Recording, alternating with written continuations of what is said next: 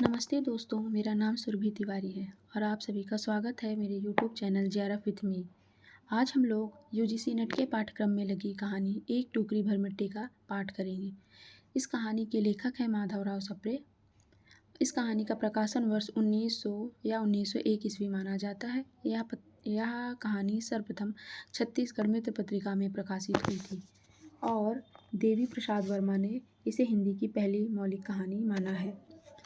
तो कहानी इस प्रकार है। किसी श्रीमान जमींदार के महल के पास एक गरीब अनाथ विधवा की झोपड़ी थी। जमींदार साहब को अपने महल का हाथा उस झोपड़ी तक बढ़ाने की इच्छा हुई। विधवा से बहुतेरे कहा कि अपनी झोपड़ी हटा ले, पर वह तो कई जमाने से वहीं बसी थी। उसका प्रिय पति और इकलौता पुत्र भी उस झोपड़ी में मर गया था।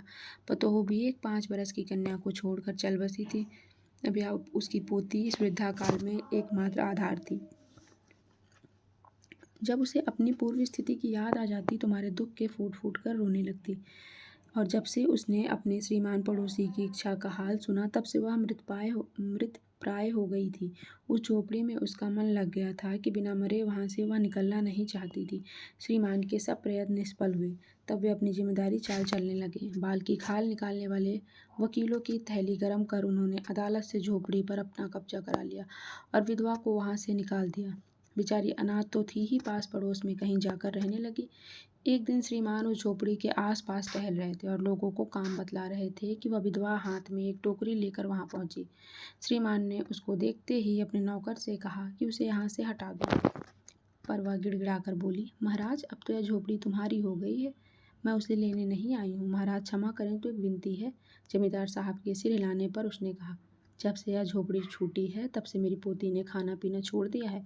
मैंने बहुत कुछ समझाया पर वह नहीं मानती। यही कहा करती है कि अपने घर चल, वहीं रोटी खाऊंगी। अब मैंने यह सोचा कि झोपड़ी में से एक टोकरी भर मिट्टी लेकर उसी का चूल्हा बनाकर रोटी पकाऊंगी। इससे भरोसा है कि वह रोटी खाने लगेगी। महाराज कृपा करके आज्ञा दीजिए तो इस टोकरी में मिट्टी ले आओ। श्रीमान ने आज्ञा दे दी। विधवा झोपड़ी के भीतर गई। वहां आते ही उसे पुरानी बातों का स्मरण हुआ और उसकी आंखों से आंसू की धारा बहने लगी। अपने आंतरिक दुख को किसी तरह संभाल कर उसने अपनी टोकरी मिट्टी से भर ली और हाथ से उठाकर बाहर ले आई। फिर हाथ जोड़कर श्रीमान से प्रार्थना करने लगी, महाराज कृपा करके इस टोकरी को जरा हाथ लगाइए जिससे कि मैं उसे अपने सिर पर धर लूँ।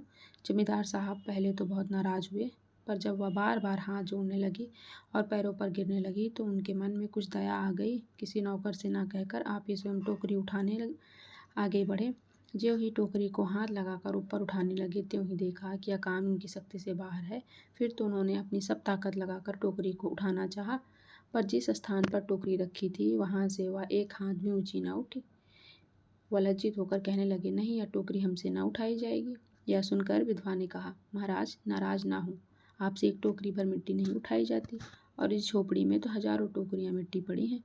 उनका भार आप जन्म भर क्यों कर उठा सकेंगे?